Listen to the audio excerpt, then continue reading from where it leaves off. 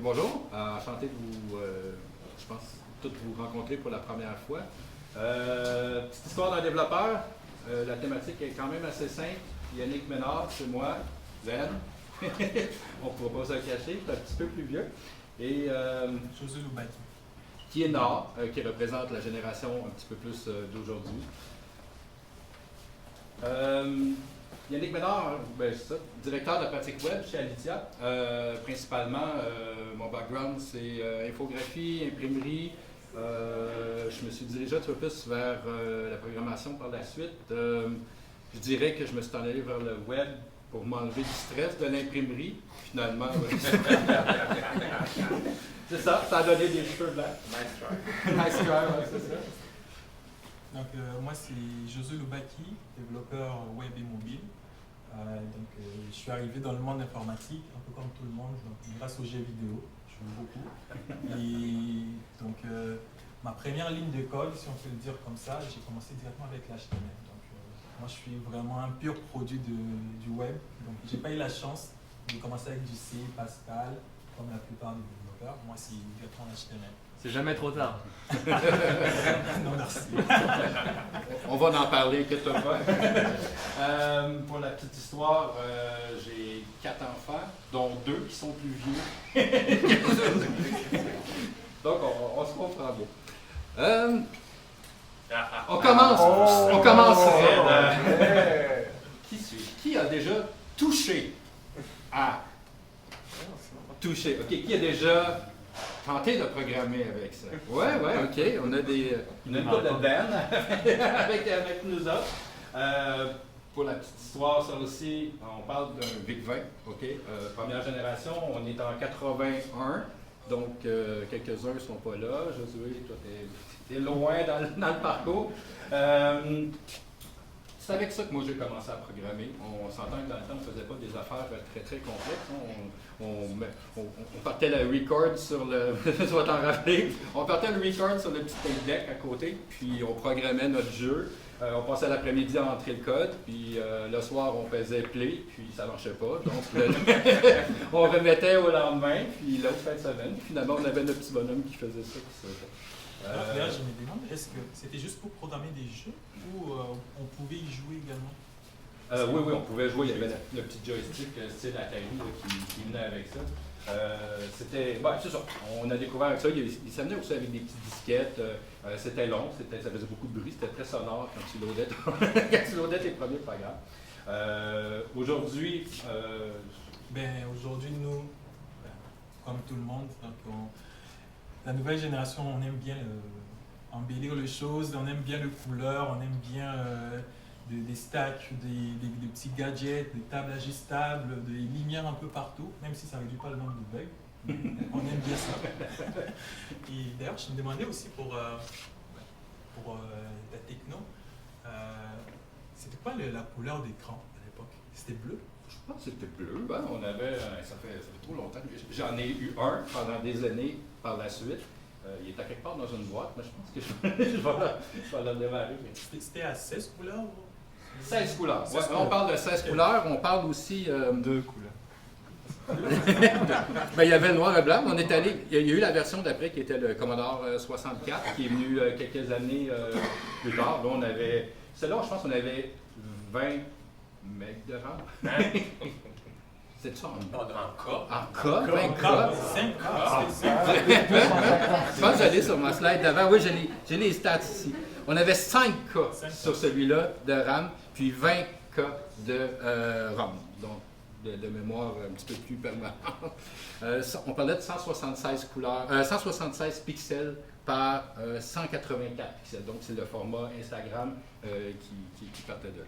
Et d'ailleurs, pour compléter aussi, lorsqu'il dit 16 couleurs, juste pour vous donner une idée, nos écrans actuels, vous connaissez tous la notation RGB. Donc RGB, il y a 256 intensités de couleurs pour chaque couleur, rouge, vert et le bleu. Mais lorsqu'il dit 16 couleurs, par rapport à nos écrans actuels, nous c'est RGB 256 fois 256 fois 256, ça fait 16 millions de couleurs actuellement. Donc si vous comparez, vous essayez de voir un peu les 16 millions de couleurs actuelles comparé à 16 couleurs, je comprends pourquoi elle met des lunettes. Mais merci.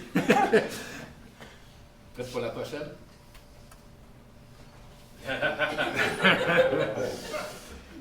OK. Combien pourraient me nommer, je sais pas, 10 de ces ports-là? Il y en a des faciles, là. Tu sais, je pourrais cacher ceux-là. Puis la HDMI là, que j'ai vu. Ils sont pas si vieux. Il y en a qui ne sont pas si vieux. Ça, c'était l'endo de nos tours, nos premières tours là, de développement. On avait toutes les cartes, hein, la carte vidéo, la carte, le motherboard, la carte de son. On avait une carte de son. Puis là, il y avait une ligne de ça qui était en arrière, la carte de son. Là, on avait le modem. Ça, on en reparle un petit peu plus loin. On va bien s'amuser. Puis tout ce qui est port parallèle, les passes SCSI, ces choses-là. On a évolué. On est allé à ça à un moment donné, de 2 ans, je pense. Oui, Puis, en 2018, on était rendu carrément avec des USB type C partout. Dans le Mac 2018, on avait 4 ports USB type C. Mais bon, ils se sont rendus compte qu'ils sont peut-être allés un peu trop vite. Donc, si vous remarquez bien, le MacBook Pro 2021, on est revenu à 3 ports USB type C. Et avec, je pense, ils ont remis l'HDMI également. Donc, ils se sont peut-être rendus compte qu'on allait un peu trop vite. On va peut-être revenir un peu plus avec quelques ports qui sont encore utilisés. Surtout dans des lieux publics, on a encore beaucoup de trucs. On a même encore VGA qui est encore dans des lieux publics. Donc, ouais. Excellent. Avez-vous aimé ça? Juste là? Est-ce qu'il y en a qui ont essayé? C'est trop peu. C'est trop peu. Là, ça prend les petits dongles avec tout. Là, tu as des dongles. Mais l'Union européenne ne veut pas obliger d'adapter un seul type de USB. Tu rêvais ça? Je sais pas. Ça se fait peut-être L'alimentation, la connexion des téléphones. Pour l'alimentation. Oui, ça se fait déjà pour les téléphones, mais Sauf un. Sauf un. Apple. Ils ont essayé, je pense, à USB. Non, mais à partir de cette année, ils vont passer à USB-C, Apple aussi. Qui a déjà eu ça? Oui, oh, c'est bon. Vous l'avez encore? Ça doit valoir une fois. J'ai toujours mon BlackBerry de 10 ans Ah. et il marche. Oh. Et il doit être fiable, probablement. J'ai un BlackBerry puis j'ai un téléphone moderne. Et les deux, ils marchent. Oui, ok, je suis surpris. Ouais. Tu veux en parler? Ou tu me laisses mon dème? En fait, il n'y a pas grand-chose à dire. On parle presque 2 livres, un téléphone, avec presque le pack de batterie d'auto en arrière. L'autonomie, 1 heure. Ça prenait 10 heures à charger. On était là. Le prix de ça. Est-ce que vous avez une petite idée comment le premier téléphone portable, vraiment celui-là, on ne parle pas d'un walkie-talkie, là, on parle vraiment d'un téléphone comme ça. Quand c'est sorti, initialement, 4 000 US. Aujourd'hui, avec l'inflation et le taux de change, on parle d'un 16 000 que vaudrait bon, probablement que c'était les plus riches ou les CEO, des choses comme ça qui devaient avoir ça. Oui, avec nos téléphones modernes, donc, on remarque que par rapport au temps, le poids du téléphone a réduit carrément de moitié. Donc aujourd'hui, on est rendu là avec beaucoup des fonctionnalités, de reconnaissance faciale, plein d'affaires là. Donc on ne sait pas jusqu'où ça va aller. Peut-être que plus tard, on n'aura même plus les téléphones. Donc je pense qu'au prochain slide. Ouais, ça ressemble à ça. Au prochain slide, donc voilà. Peut-être que plus tard, on aura des téléphones dans nos cerveaux. Donc déjà avec le projet, je pense que c'est Neuralink de Elon Musk. Donc ils vont mettre des implants au cerveau. Peut-être qu'on n'aura même plus besoin. Donc voyons voir où est-ce que ça va nous mener. Et aussi l'avenir des développeurs front-end aussi dans ces projets. Voilà. Beaucoup de. Ben, on parlait que ça pouvait être, l'entre-deux pouvait être les lunettes. Les lunettes ont déjà tenté. On a parlé des téléphones, on a parlé un petit peu des ordinateurs. Avec le temps, on est encore en mode modem. À mon époque, du petit modem là, qui faisait. Qui a encore le son? Ouais, c'est ça? Le téléphone sonne de l'autre côté, plus rien, ton download de jeu fini, ça n'existe plus. Alors, on parle de 50 mégaoctets. Tu as été généreux, on n'a pas allé avec un geek, là. 7 minutes 24. Donc, aujourd'hui, je peux te laisser aller là-dessus. Ouais, aujourd'hui, avec la fibre optique, donc, comme Yannick l'a dit, on a été quand même, on s'est dit quand même, on va faire un combat équitable. Donc, on le baisse quand même à 100 MB par seconde. Donc, pour le même poids, 50 mégaoctets, ça prend 4 secondes. Alors, si on prend avec la fibre optique, on peut aller beaucoup plus que 100 MB, ça prendrait 0 seconde. Instantané. Bon, on était contents hein, quand les premiers modems, on pouvait aller sur Internet, tu te rappelles plus de ça, là, t'étais loin, là. Mais on était contents, hein, du texte, on recevait des courriels, on pouvait, hey, OK, on va attendre une minute, on reçoit une image.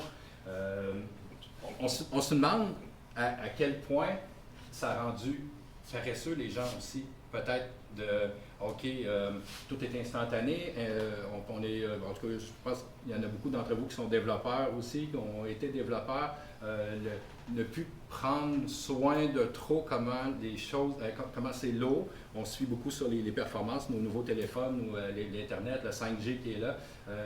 Nos normes, on se laisse aller un peu, OK, on va permettre une telle grandeur d'image. Mais dans le temps, tu n'avais pas le choix. Là. Si tu te trompais, puis tu envoyais un fichier, ou si tu envoyais une photo, puis tu avais...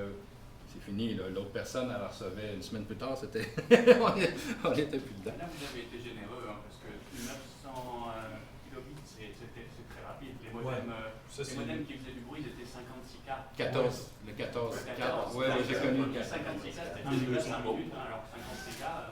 900K, on est déjà sur un bon DSL de... On est déjà rentré en 2002 à peu près. Ouais. On s'est dit, avant la présentation, qu'il ne pouvait pas trop m'insulter, non. OK, je vous prends petit quiz pour le prochain. Regardez, essayez d'être silencieux.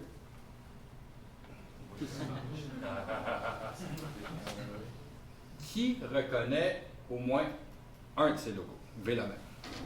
Parfait. Il y en a qui annoncent 0. J'aimerais ça rire de vous. Là. Non, t'es juste timide. 2. OK, ça baisse, ça. C'est intéressant. 3. Je suis plus certain. Ouais. Pour vrai, 3? Ah ben là, je suis vraiment surpris. Là. Je m'attendais à une couple de 3 de plus. Donc 4. Juste toi, Francis, là, qui va faire... parce que tu as déjà vu la présentation, c'est ça? Qui va? Ouais. Ça, je veux même pas m'approcher de mon doigt proche. Oui, ça brûle. Ça brûle. Dreamweaver. Dreamweaver. Macromine. Macromedia. Macromedia. Macromedia, ouais. Bon, Dreamweaver, ça... L'espoir de quelque chose, c'était Dreamweaver. Visuel, tu peux amener tes photos, faire Il y a des... eu Frontpage aussi. Je pense que c'était dans Main. Ouais, c'était dans Main Game. Quand tu commençais à décortiquer le code que Dreamweaver faisait, puis tu essayais de déplacer, puis aller dans le code, dans une source pour changer, parce qu'on est développeur, hein, on veut aller changer, faire les fameuses tables, c'était fini. Là, c'est bon. Pas un seul. Ça, c'est 0. CD0. Ouais, c'est des 0. Open Classroom. Le nouveau. Site du 0. Le site du 0. Aujourd'hui, ça s'appelle Open Classroom depuis 2013, je crois. Mais c'était l'ancien Stack Overflow, c'était l'ancien tout ça. Donc, personne, hein? Ah, c'est surprenant, ça aussi. On va y aller avec des plus faciles. Aujourd'hui, avec toutes les technos modernes, je pense qu'on connaît tout ça. Hein. Il y a quelqu'un qui connaît, mettons ça par exemple. Non. Ça, tu n'auras pas le même punch. Ouais, c'est ça. c'est manqué. Donc voilà, avec tous ces technos, il y en a certains qui intègrent bien l'intelligence artificielle, donc de nos jours. Comme je peux citer Android, VS Code ou IntelliJ. D'autres un peu moins, mais c'est sûr qu'il y a plus des extensions qu'on pourrait rajouter pour faciliter plus le code comparé à ceux des derniers. Mais voilà, donc ils sont plus lourds parce qu'ils intègrent plus l'intelligence artificielle, mais J'ai déjà tué mon ancien Big 20 en installant ça. C'est là qu'il a arrêté de fonctionner. Un grand exemple, c'est celui de Android Studio. Si vous n'avez pas une bonne machine, je vous garantis que ça fait planter là. Ouais. On parle ici d'un... c'est les outils. Ça ne change rien dans le travail que vous allez faire. Le stress qu'on parlait tantôt, ça ne change absolument rien. On est encore dans le même... Notre petit quiz pour vous autres. Qui est arrivé en premier? CSS. Flash, CSS, parce qu'avant Flash c'était directeur. Shockwave. C'était C'était directeur. Non, ça c'était directeur. Ouais, c'était directeur de son. Avant Flash, il y a eu Shockwave. C'était Explorer 4 qui l'intégrait en premier. Non, CSS en premier, je pense. Sauf que Netscape... Les Dan qui parlent, là. Ben, la bonne réponse, la première fois que j'ai fait de la présentation, c'était Flash qui est venu avant CSS. On parle de 95 pour Flash, 96 pour CSS. Parce que Netscape a mis une Unitel implantée. Tu sais, il y a eu 36 mois là, qui se passe à rien. Donc, on a quasiment tué le doigt. Oh non, que celle-là. J'ai fait d'autres choses, ce bout-là. Par contre, la dernière recherche que j'ai faite, il les mettait à peu près dans le même niveau de time frame. OK? Donc, le punch est un peu moins grand, mais le Flash serait venu avant CSS, selon plusieurs. On parle que ça avance vite, on voit ça aller. On part pas de loin, on part de minutes, ben on part pas de loin. On part 1999 à 2019, je crois. L'évolution, l'ajout de librairies, l'ajout de langage, de browsers qui sont apparus dans le temps. Un élément majeur, si tu veux en parler, qui est arrivé. Moi, je pourrais parler à partir de 2007 à peu près. Donc, avec l'arrivée des smartphones, donc en janvier 2007, l'arrivée de l'iPhone. Donc, ça a marqué, ça a eu un gros impact aussi sur le développement web. Donc, déjà, il y a eu une grosse explosion des demandes mobiles. Donc, on demandait de plus en plus des sites web adaptés pour le mobile. Donc, je me rappelle encore jusqu'en 2010, il y avait certains sites web où lorsque je me connectais sur mon téléphone, je ne pouvais pas encore scroller en horizontal jusqu'en 2010. Donc, oui, c'était ça. Et je pense que depuis 2011, il y a eu l'arrivée des Bootstrap aussi, qui a fait un sacré boom aussi, avec, pour faire rapidement du code web aussi. Et puis, on utilisait aussi des techniques, des media query pour faciliter plus le code aussi à l'adaptive, pour desktop et mobile. Et après ça, on s'est dit, vu qu'on est maintenant assez bon pour le mobile, on peut faire le mobile facilement et le desktop, pourquoi pas faire vraiment des applications qui seraient plus l'application au lieu de juste faire des sites web. Donc, on verrait que plus tard, il y a eu Cordova. On s'est dit, OK, on va créer des applications. Il y a eu Cordova. Et puis React Native aussi, parce qu'on connaissait déjà l'HTML, on connaissait CSS, on connaît JavaScript. On s'est dit, OK, voilà, Cordova et puis React Native sont arrivés. Et puis pour le reste, c'était la plupart c'était des librairies qui viennent juste pour rajouter un peu plus des fonctionnalités, des rapidités de chargement. Donc, on a eu la suite des React. On a eu plein d'autres librairies qui sont arrivées aussi après, juste pour améliorer ce qu'on avait déjà. C'est pas mal ça. 96, ici, c'est PHP. Il y a eu les autres langages, on ne parlera plus, mais 96, c'est le PHP. Alors, ce qu'on voit vraiment que dans 5 ans, 10 ans, est-ce que on va se concentrer sur les mêmes technos ou on va juste continuer d'en ajouter? L'avenir nous le dira. Ça me porte à mon prochaine slide. Qu'est-ce que c'est un full stack d'avant versus un full stack d'aujourd'hui?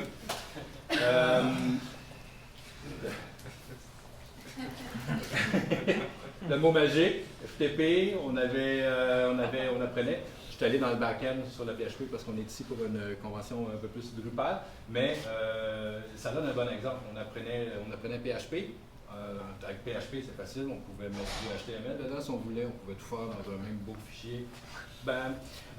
Connecté avec une base de données, mais voilà, on avait nos data, on pouvait se storer, puis on installait ça sur un beau petit Apache. C'est la période des cPanel, Plesk, ouais, c'est ça. Puis ça, c'était notre meilleur ami, M. FTP. Je comprends pas comment on faisait, mais ça fonctionnait. On réussit à faire, nos projets, puis tout le monde est encore vivant. Aujourd'hui, ben, c'est ça. Aujourd'hui, un full stack, parce que moi, quand je dis full stack, je vois quelqu'un qui est capable de faire un site web, capable de faire le mobile, gérer un peu sa propre base de données et puis les déploiements. Donc ça prend. Alors ça, on a encore été gentil. Hein. Donc, on est Très vraiment gentil. On est juste parti avec du JavaScript, TypeScript pour arriver là, mais sinon, il y en a encore plein d'autres ici. Donc on ne peut jamais arriver vraiment là avec ça à 100%. Il manque aussi toutes les librairies un petit peu plus front-web, CSS, aller mettre un bootstrap là-dedans, Tailwind, des choses On comme ça. n'aurait pas eu l'espace. Il n'y aurait pas eu d'espace. Quand même, un full stack aujourd'hui, ça existe encore ou non? On passe beaucoup d'entretiens, des nouveaux candidats qui sont un peu plus jeunes. Puis, ils se nomment full stack, ils ont 20 ans. Oui, il y a beaucoup d'expérience full stack, mais un full stack à l'époque, avec 4-5 technologies, aujourd'hui, le concept de full stack, il est un peu plus vague parce qu'il faut que tu te permettes de maîtriser quand même tes domaines. Dans le temps, on en connaissait 3 ou 4, on les maîtrisait, on pouvait tout faire. Aujourd'hui, oui, on peut combiner quelques technologies, mais être spécialiste dans des choses, en étant full stack, choisir vraiment un domaine, dire hey, regarde, moi je vais exceller dans quelque chose, ça finit par tasser un petit peu le full stack. Tu ne l'es pas longtemps parce que tu peux pas suivre les versions, tu ne peux pas suivre les technologies. React est arrivé dans le portrait là, avec Facebook à l'époque. C'est encore un bout, c'est correct, ça fonctionne, mais combien d'autres ont tombé en chemin aussi qui n'ont pas toffé. Puis c'était leur domaine full stack, donc c'est ça, une petite réflexion sur celle-là. J'ai l'impression que full stack, c'est le seul mot qui veut rien dire. Exactement. Quand je vois ça, moi je fais comme, quand un client cherche un développeur full stack, je fais OK. J'en ai passé un en entretien. En fait, ça. Quand on dit full stack, c'est tout un département, il est capable de tout faire. Ouais, mais ça, c'est quelqu'un qui, tu sais, on disait Jack of all trades, Jack of no trades. Mais est-ce que tu vas avoir encore ça dans ton équipe? Tu sais, aujourd'hui, quelqu'un qui se nomme full stack, c'est très difficile. J'en ai passé une entrevue hier, tout jeune, il était excusez l'expression, il était très primé. Mais OK, mais dis-moi laquelle tu es bon. Dis-moi, moi, je vais t'engager pour laquelle de ces technologies-là. J'ai besoin de ça. Lequel là-dedans, pointe-moi vers quelque chose. Je n'ai jamais été capable. Je fais plein de choses, je suis capable de tout faire. Non, c'est pas ce que j'ai besoin. Les équipes aujourd'hui peuvent être assez diversifiées. Tu peux avoir des spécialistes back-end, front-end. Tu peux avoir ceux qui montent tes services, ceux qui vont aller intégrer le compte. Je pense qu'une équipe peut être assez bien formée aujourd'hui, que tu peux être très bon dans ce que tu fais. Tu peux te spécialiser. Puis, c'est peut-être plus devenu le travail d'un architecte. En fait. Pardon? C'est peut-être plus devenu le travail d'un architecte, en fait, de voir un peu quelle techno on va mettre ensemble pour délivrer tout le projet du début à la fin. L'hébergement, les librairies, l'expérience, c'est peut-être devenu ça full stack, en fait. Un bon architecte va avoir plusieurs bons spécialistes avec lui qui vont aussi le conseiller. Tu sais, même l'architecte ne pourra pas être la on est d'accord. Il va savoir, OK, il va connaître, il va se référer. de tout, en fait. Ouais. Tu as raison. C'est peut-être le métier, mais architecte, ça va te prendre combien d'années pour être un full stack assez pour être architecte? Si on parle à 20 ans, le full stack, il n'est pas architecte encore. Peut-être, je connais pas tout, mais je l'ai vu très rare. Donc, c'était celle-là. Ça nous mène aussi à... Juste pour elle. T'as capable de faire beaucoup. Là, Puis, c'est ça.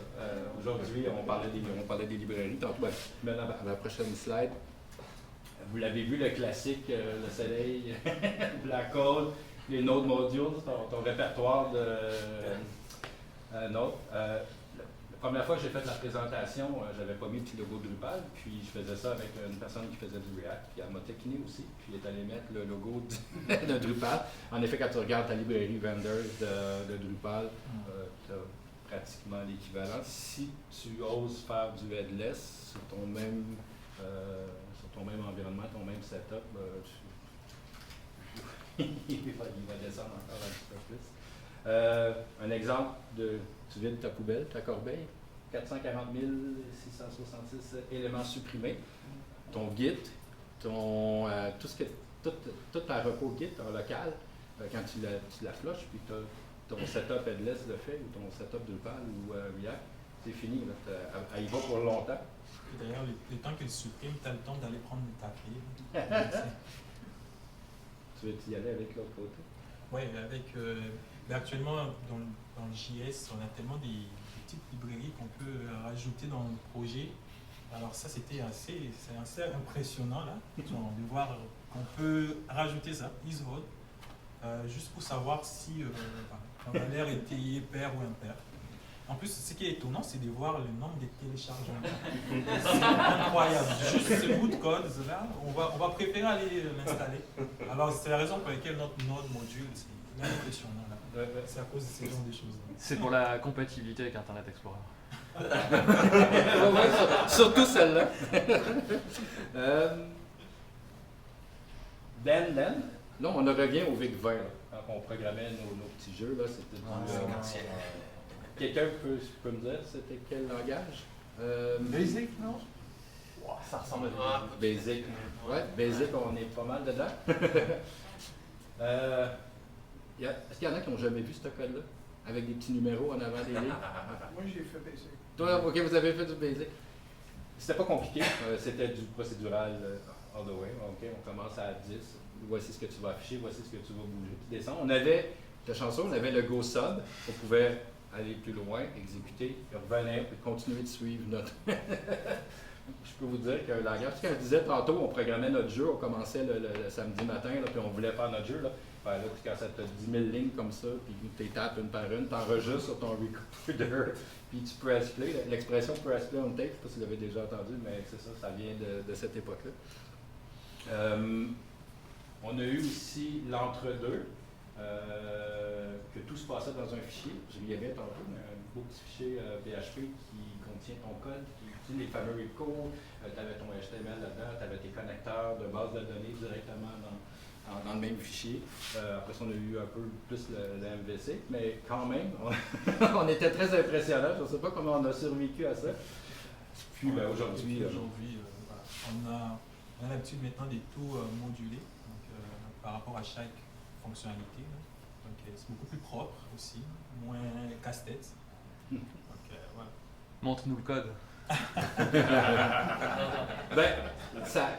On a eu la discussion de ça tantôt. Aujourd'hui, tu t'installes, tu programmes, tu écris ton code React ou n'importe quel framework. Tu vas souvent avoir tes composantes, l'équivalent de ta composante HTML qui va être dans ton fichier. Ta logique et ton fichier se passent quand même au même endroit. Je ne sais pas si c'est un retour un petit peu plus monolithique.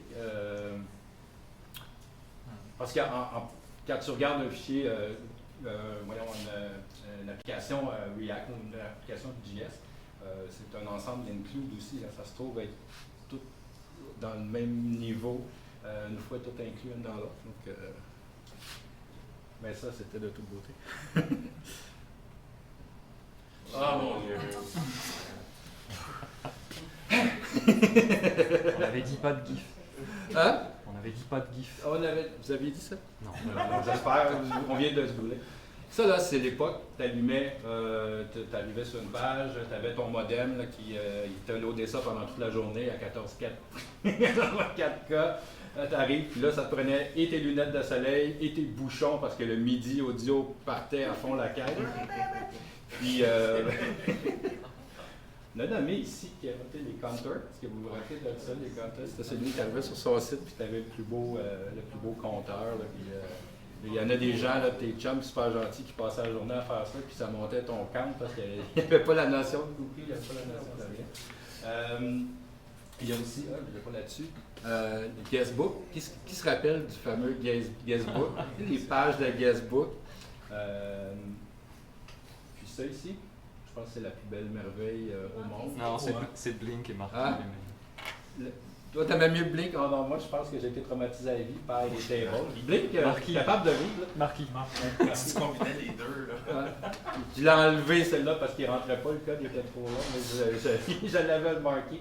Mais ça, c'était toutes les pages web. Un petit peu ce que tu disais tantôt, il fallait scroller là, sur, sur le côté.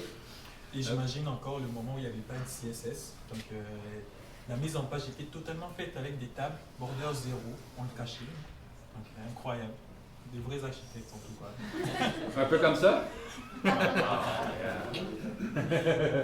je pense qu'on a la totale. Là. Je pense même qu'il y a du son, mais ça. Ouais, il y a du son, mais Ouais, on n'a pas. Ah, il y a quelqu'un qui vient d'apparaître, ça, j'avais jamais remarqué. c'est la petite dame. Coucou. Ça, c'était le site officiel. Ouais. C'est pas les URL en haut. Oui, ben, je pense qu'ils ont juste rigolé, là. Ils sont allés chercher. C'est quand même assez difficile d'aller chercher des archives de ce temps-là. Mais c'est ça. Est-ce que vous avez d'autres souvenirs de cette époque-là? Des affaires étranges? On parlait du Marquis, il y avait le Blink. Tu avais les boutons verts et bleus sur un UL. Ça, quand on a vu ça apparaître la première fois. Tu voyais plus rien. Bienvenue au Colorblind. On pouvait faire de la transparence qu'avec le GIF. Parce qu'il n'y avait pas encore de. C'est vrai. Il n'y avait pas de PNG, il n'y avait pas de vectoriel. Ah, puis les spacers. Les spacers. J'ai dit un pixel, là. Ça, un pixel transparent. Ça allait bien d'un table, ça. Background. Un pixel transparent. Où tu le répétais, je pense que tu pouvais mettre. Je pense que si tu le faisais par défaut, tu le faisais apparaître dans ton background, il se mettait partout. Oui, mais c'est Netscape à un moment donné qui plantait si tu mettais un pixel transparent, un background qui se répétait juste un pixel, mais sur un écran 800 par 600, tu le voyais se dessiner à un moment donné dans une version Netscape. Ah. Donc, les beaux souvenirs de l'époque.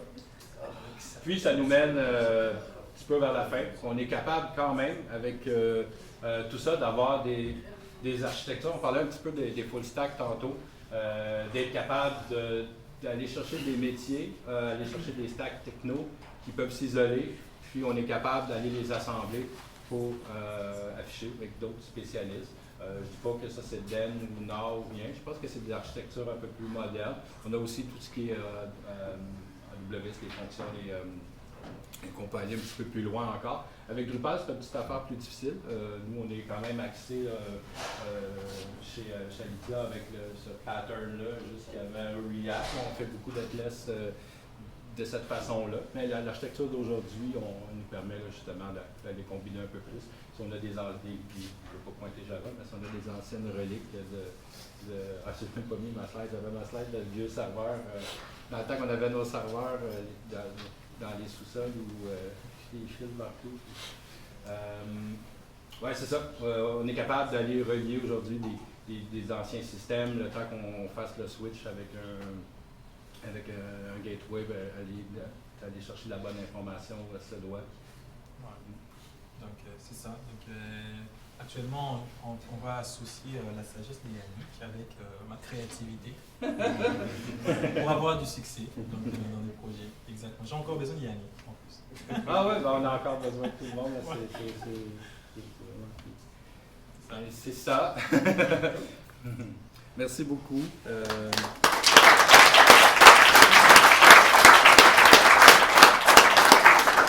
J'aime ça, après une rencontre comme ça, collecter les vieux souvenirs qu'on n'aurait pas catchés en cours de route pour une prochaine présentation. Les frame sets. Frame set. Tu viens de me tuer là, d'un coup, là, je pense. Ok, c'est bon, on a vendu. Frame set, c'est vrai ça. Ouais. Ça revient.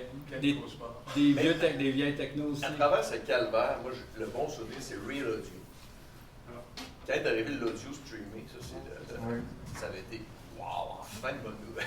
On parle pas des midis quand tu arrives sur ta page. Non, c'était vraiment, tu peux entendre la vraie musique. Ouais. Si t'as le plugin, hein? Si t'as le plugin. Oui. Oui, mais on pouvait sur les 14.4, 56K, bon, mettons 56K. Ouais, t'exagères à 14.4. T'avais un gros 14.4. D'ailleurs, l'achat d'un premier 56K, c'était un grand moment dans une vie à l'époque. Ouais. C'était C'est-tu le 14 ou le 56 à un moment donné, tu pouvais juste pas téléphoner en même temps? Les deux, il fallait ta ligne distincte pour ta ligne de fax que tu prenais pour ta ligne de ta seconde. Là, t'as quelqu'un chez toi qui décroche le téléphone. C'était fini, là. Non, c'est fini, là. Ça existait. D'autres vieux souvenirs comme ça qu'on pourrait incorporer dans une... On a commencé sur GeoCities. GeoCities, c'est vrai. Ça, faudrait le mettre dans les logos. Ouais, GeoCities. Copernic aussi. Copernic, c'était un browser, ça? C'était Moteur de recherche. Là, cette cellule-là est morte. C'est pas développé à Québec, ça, quelque part. C'est pas de Numérigo. C'est pas le gars de Numérigo qui avait fait ça. Ouais, je pense que je suis. Il y avait Yahoo aussi, comme... Yahoo. La toile du Québec. Toile du Québec. Puis on n'a pas parlé des newsgroups. La toile du Québec, je pense que c'était ici. Les forums. Les newsgroups. Ouais, pour l'anecdote, c'était ici, la toile du Québec. J'ai pas rêvé. Ah oui, ici, dans ce bâtiment. On n'a pas abordé trop tout ce qui est messagerie, mais les MIRC, là, puis les choses comme ça, ICQ. Le fond de traumatisation. Oui, ça c'était traumatisant. Ouais, ça peut-être la prochaine fois, une petite slide. En espérant que vous avez eu un petit moment de détente, de nostalgie pour certains, des découvertes. Essayez de trouver un Vic 20 si vous avez la chance. Pardon? Ça a ravivé des vieux traumatismes. Traumatisme, oui. Mais si vous avez la chance de trouver sur Marketplace un vieux Vic 20, un vieux Commodore 64, puis vous voulez revenir dans le temps, je vous suggère, j'avais des disquettes. Je les ai encore à quelque part, faudrait que je regarde dans mon storage, là. Mais c'était des grosses disquettes, là. C'était des 5 ouais. Puis tu peux rentrer ton jeu sur 10 disquettes. Là. J'ai pas rêvé, Vic 20, qu'on pouvait transférer des données avec un téléphone. Ah, oui. Là, ça, c'est. Ouais, là, c'est C'était cher. Ah oui, non, c'est ça. Mais c'était faisable. La disquette 5 écarts qu'on revirait de bord puis qu'on punchait le trou sur le côté avec un poinçon à feuille. Ça, c'était bon, ça. Ou un collant pour le Write Protect. Le son que ça faisait quand tu voulais jouer à quelque chose, encore le play en tant que automatisé, là, on enregistrait là-dessus. Merci beaucoup. Merci.